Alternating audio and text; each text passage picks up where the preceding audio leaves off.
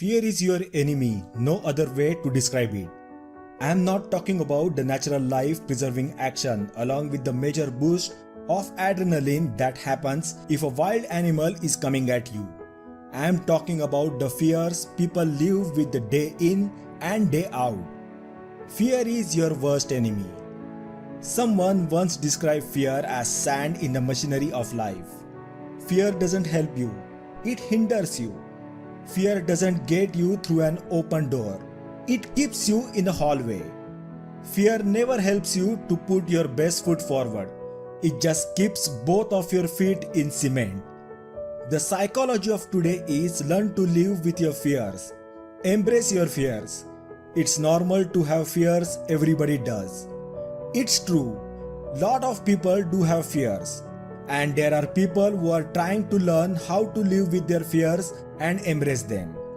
But if it's normal to have fears, then why would the Bible talk about being delivered from all your fears? Thinking about it, if it is normal to have fears and you had no fears, then you would be abnormal, right? Well, why would God wants you to become abnormal? He doesn't. He truly desires for you to be set free from all your fears. There are many facets and aspects of fear. One of the big ones is having fear of what others think of you. People do things, say things, and even buy things because of the fear that they have of what others think. Many people join clubs or organizations because they are afraid that if they don't, others might think badly of them. People say things and talk a certain way because they are afraid that they might not say the right thing in front of the right people. People purchase items because of the fear not measuring up to those around them, and on it goes. You don't have to live with the fear. Here are 3 simple keys to getting rid of fear. First, start by realizing that God truly loves you and that His love for you is unconditional. The Bible teaches that nothing can separate you from His love. Nothing. His love for you does not change ever.